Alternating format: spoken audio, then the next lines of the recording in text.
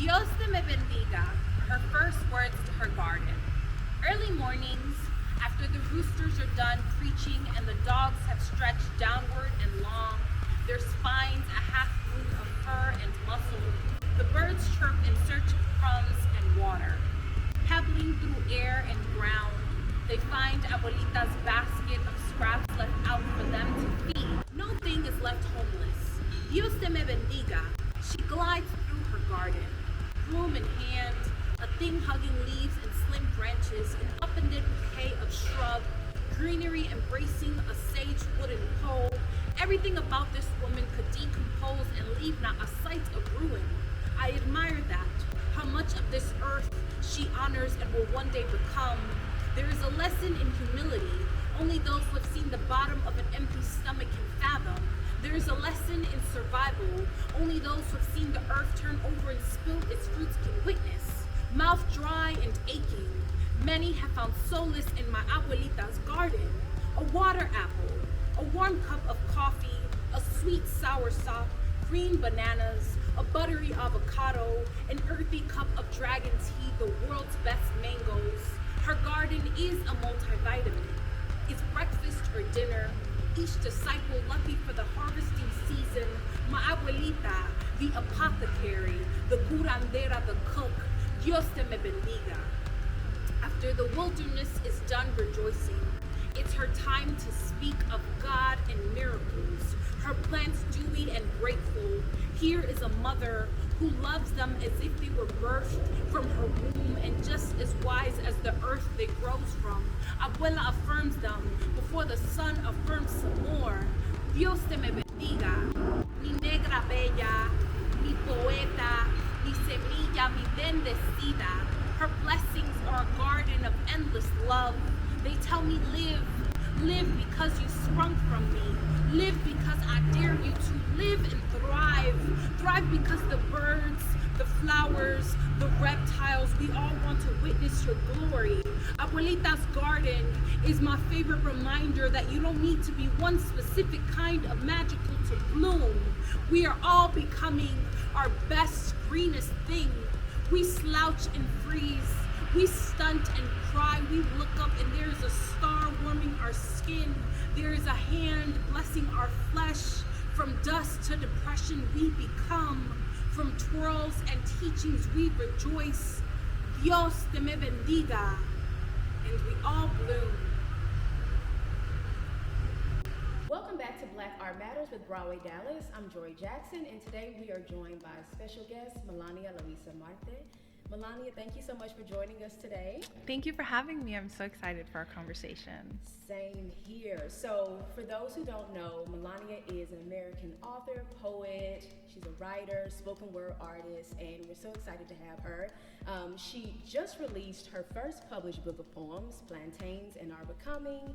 Melania, just tell us about just this book as a whole and the process that has gone into this and led up to this moment. Yeah, so Plantains and Are Becoming is really a sort of coming of age story inspired by my life, but also sort of using the metaphor of plantains as a more overarching definition and sort of storytelling of how do we find our roots. And so I chose the plantains because obviously Caribbean folks, we love plantains, but really because plantains are such a staple food in Black Afro descendants, and so I really wanted us to have something that we can all share and have some common ground so that we can all share and have these conversations on identity, on race, on politics, on immigration. There's so many topics that are covered throughout the collection that are just how do we step into our full humanities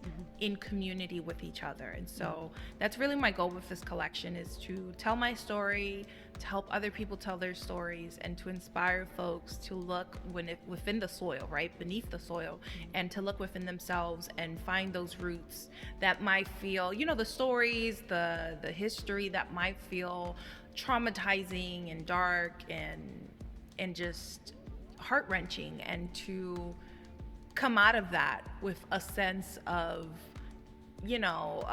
just understanding for who you are, where you come from, and where you're going. Absolutely. And how long have you been working on these collection of poems? I started writing this collection in 2019, and then during the pandemic, I really kind of immersed myself in writing this story. I was actually farming plantains on the island in the Dominican Republic, and I would just sit in my backyard, and there was one really pivotal moment where we had just experienced a storm on the island. And I was sitting in my rocking chair in the backyard, and the plantains, a lot of them were just kind of, just taking it all in. They were the soil was really moist. There was a little bit of flooding in between the canals of a lot of the root vegetables we had planted, me and my husband.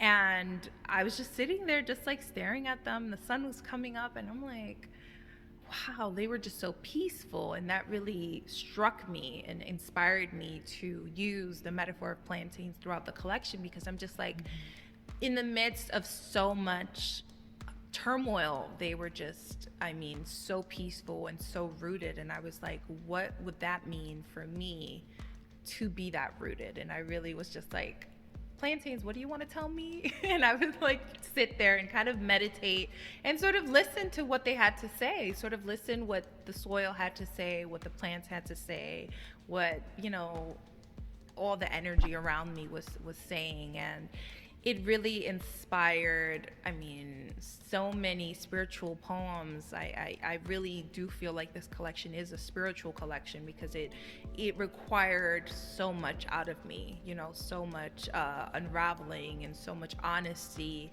and so much love and adoration for all of the different parts of who I am and where I come from. And so I really hope that when folks read the collection, they'll see that beauty and that joy and that rest, and seek that within themselves for themselves.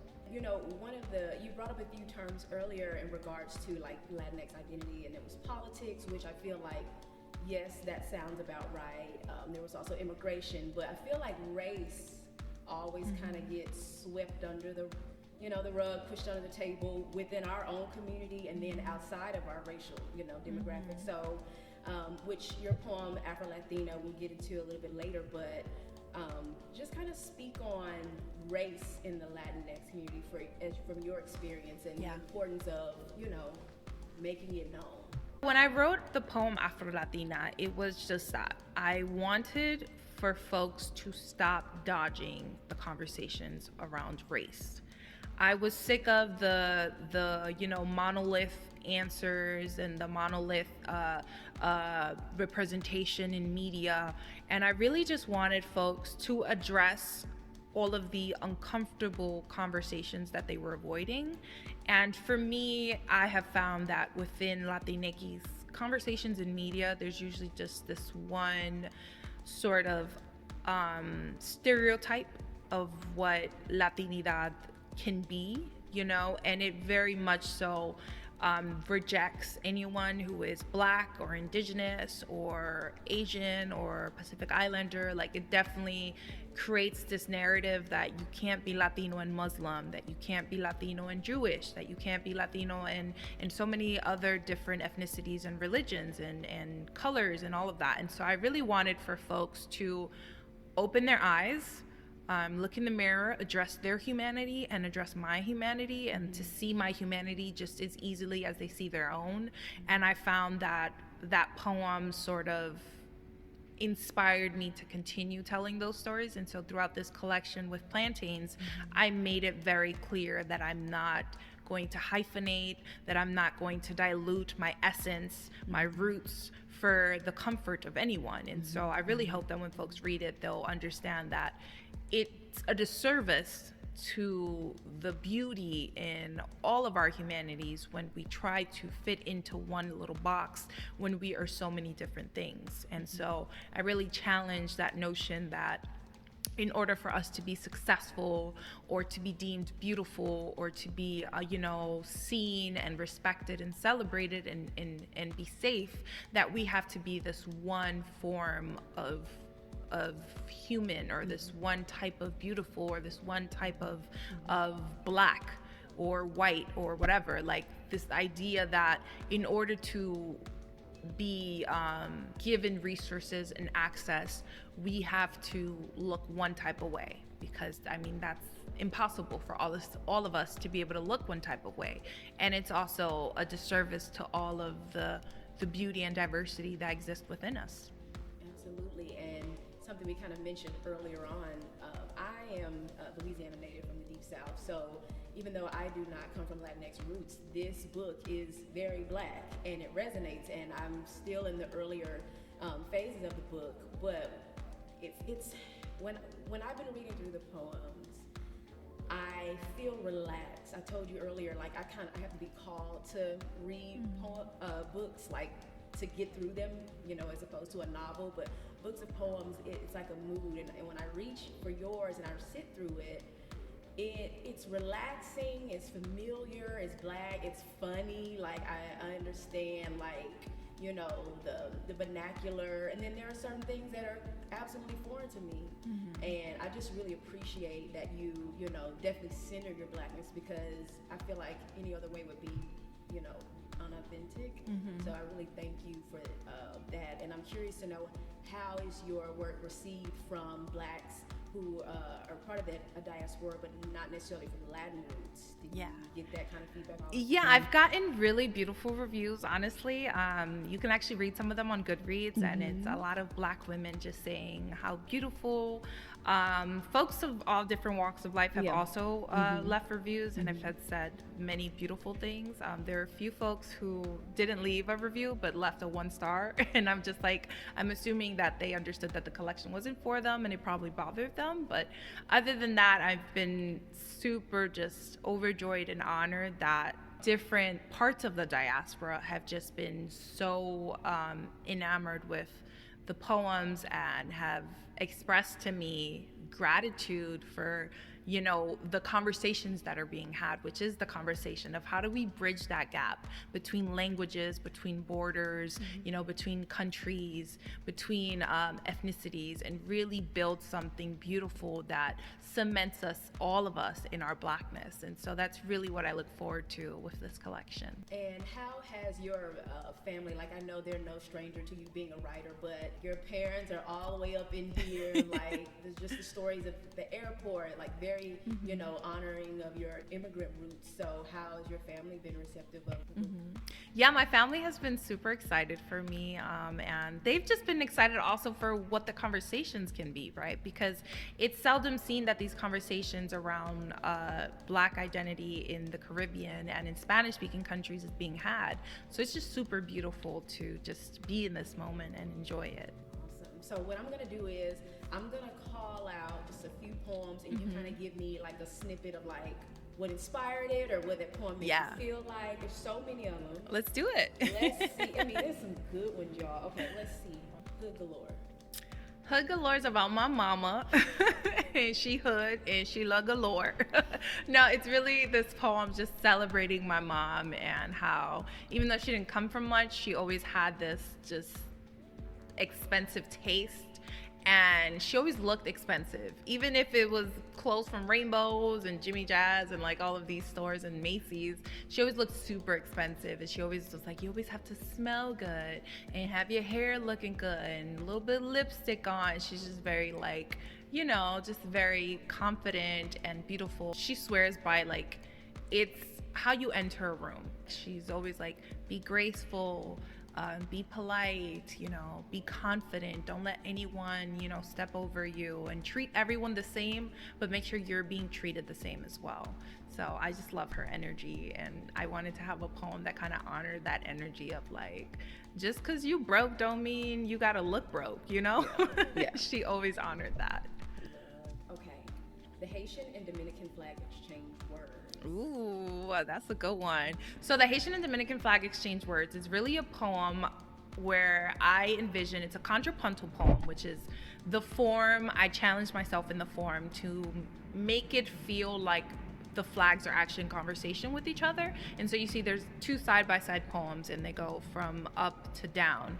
And it's two conversations being had between the Dominican flag and the Haitian flag. And it gets it gets intense, you know. There's tension there, there's heartbreak there, there's grief there, there's love there, and there's this just exposing of so many layers that the two countries are battling with, and that the two flags are battling with, and that the people are battling with. And it's just a really special poem. Love it. And we're going to end with, it's in part 3 of the book on becoming. Call me by my new name. Call Me by My New Name is that girl. It's really like, I am here, this is my name, these are my pronouns, you better respect it. And if you don't respect it, there's the door, because I am that fire, that girl, that fertile flora, and I have no energy to dilute myself for anyone. So it's like you deciding how you want to be addressed, what you want to be called, and you know what you want to answer to. And it's just like, and period, that's it. You know, there's no energy for anything else. Love it. Well, thank you so much, Melania, for joining us. Thank you. Everyone, this is Plantains and Our Becoming. We'll put all of this, you know, in the description box, but just let people know where they can go and get this. So go to my website, melanialuisa.com. Follow me on Instagram and TikTok at Mela Toca Tierra. And yeah, go to your local bookstore and grab a copy. Please support the local bookstores. They have shown me so much love, and there's a copy waiting for you at your local bookstore. And if not, they'll order one for you if they ran out. So thank you. Well, thank you all again for joining. Once again, this has been Black Art Matters with Broadway Dallas, and we'll see you next time. Bye.